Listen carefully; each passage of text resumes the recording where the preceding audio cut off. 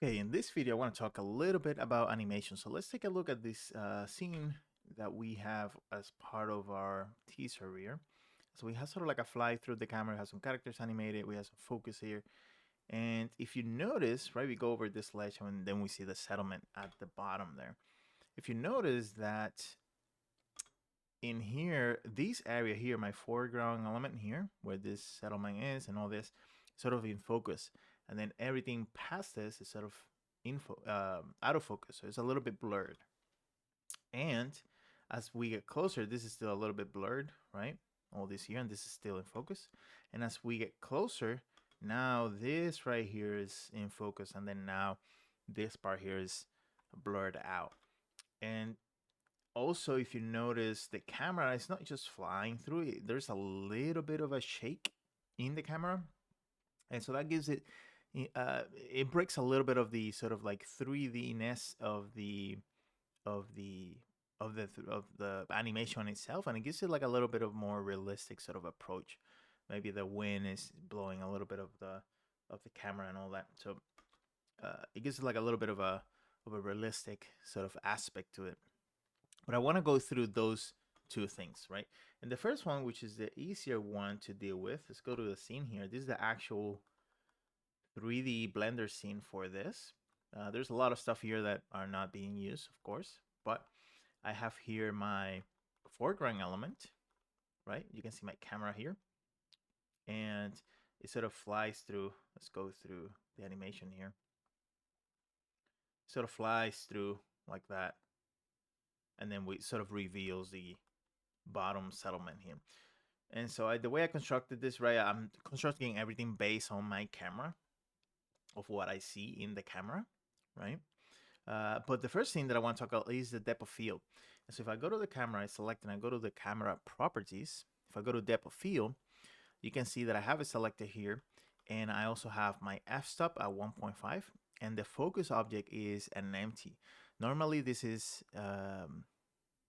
just like that. And usually you can set up the distance of how far you want the camera to focus on. But I like to use an empty because the and I think I just the you will have a lot more control where you want the camera to focus if you have like an actual object. And so the empty is great for this purpose, right? So you can see this empty that I have set up here in the center of this building. And if I go to the camera, I'm gonna go to my depth of field and I'm gonna select that empty, which is that one right there, right? And so it doesn't matter where the camera is, right? Wherever I animate it, it's always gonna focus on that particular empty, which is the object that I selected. Now, the way I transition the focus from here to here is that I actually, if you notice, I selected the empty and I have some animation in the empty, right?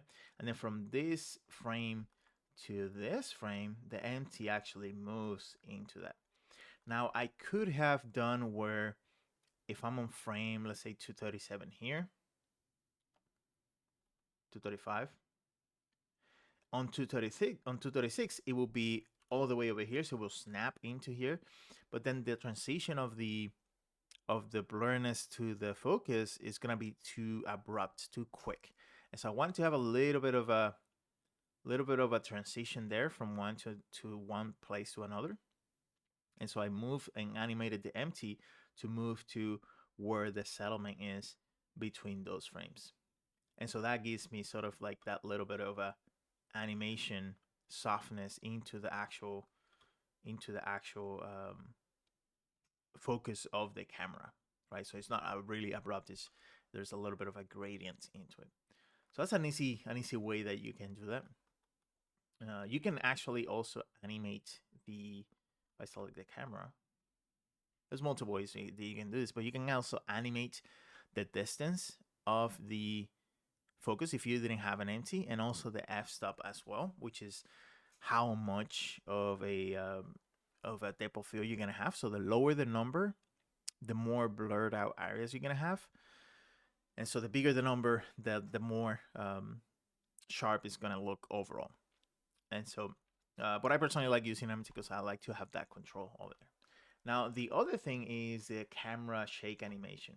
Now, what I did first was I set up the camera animation from 1 point, right? So let me change this.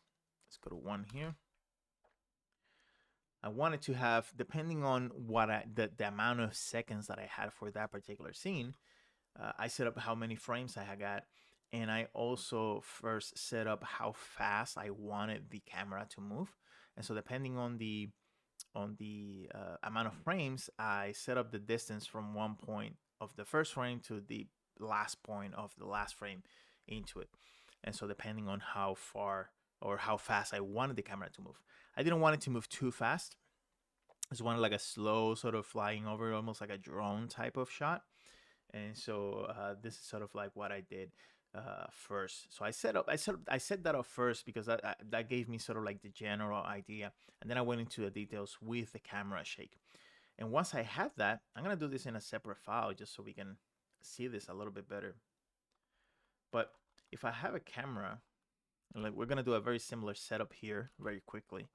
I'm gonna create a plane here. It's gonna make it bigger like this.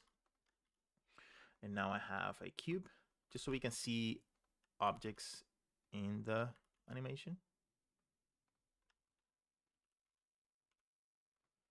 Right? Something like that. Right? And now I open up the timeline. So I'm going to go to timeline here, go to the first frame. I'm just going to do like a 5-second animation here. So I'm going to go 150 on my end frame. So 30 frames per second. That'll give me 5 seconds of animation. And on the first frame with my camera selected, I'm going to go to the properties, and I'm just going to worry about the location. So the camera is just going to move from this point to this point here, right? I'm just going to press I in here, and that sets up keyframes for this, my first frame. And on my last frame, I'm going to move the camera forward. Let's go to here and press I again over here, right? So now if I go back, I have this little animation here like this. We can delete this guy here. Right? And you can see here that the camera movement starts slow, ramps up, and then ends up getting slower. And so depending what you want on the animation, you can change that. But I like to having the same, for this kind of shot, I like to have the same speed from the beginning to end. And so I like to select all the frames by pressing A, right click, interpolation mode, linear. And now this is the same speed all throughout the animation. So that's the first setup right there, right? So if I'm good with the speed of the camera and I'm good with the distance and all that, it covers all my bases there, then I can start worrying about the shake. So once I have that, I can go into, I'm gonna open up this right here, open a new editor and go into my graph editor. And you can see here that I have a sort of like a curve, and this is the Y axis because the camera is moving in the Y axis. And then I have these two that are flat for the X and Z axis, but there's no really movement or changes throughout the animation. So that's why it looks flat like that. However, we're still gonna use it, right? And so there's multiple ways that you can do this, right? I can go down here and I have all these selected. And if I go to the side, to the end menu, if I press N, I can see that I have a modifiers tab.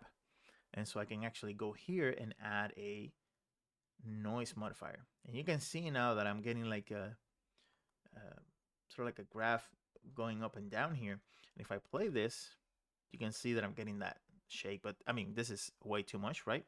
But I'm gonna go back here. And the way I'm gonna do this is actually, I'm just gonna deal with one first. So I'm gonna select the X location here, modifiers, curves, cycle, noise here. And I have a little noise there. And I'm gonna play with some of the parameters here. So the strength, I'm gonna put it to like 1 or 0.15. That gives me how much strength, and you can see how it gets a little bit flatter. If I increase it, it gets more crazy, right? So 0.15. I am also going to, you can play with the scale, right? The slower the scale, the compress it gets, right? So it's gonna be more jittery. If I increase the scale, then it's gonna be a smoother sort of transition there. And of course, you're gonna play with this depending on your scene and all that. We're just gonna do a quick little example here. And the face, you can play with this. We're gonna deal with that a little bit later. Um, so we can play that. Let's go to the beginning. Let's increase the. Let's do 0.1 here.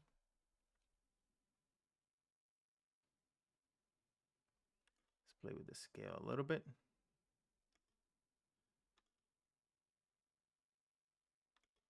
We can even go lower on this, 0.08. We have a little shake. It's very subtle, right? But now, and once you set that up, right? So I spent a little bit of time trying to figure out on this one. Once you set it up, then we can go here and they copy F modifiers. And we can go to the other ones, to the Y location, paste it with this button. And then go here, paste it with that button. So now I have it on all three. You can see how that is. And it's very visible, right? But it's just like a subtle movement, very little. And you don't have to have it on all of them, right? You can play with where you want it, but this is how normally you would do like a noise sort of effect on your camera animation to get a little bit more of a realistic sort of side of things. But again, very simple setup. Something that helps with the actual animation, combining all those little things: the focal point, the shake on the camera, how fast the camera is moving, and so that way you can combine all those things and make your animations just a little bit more realistic.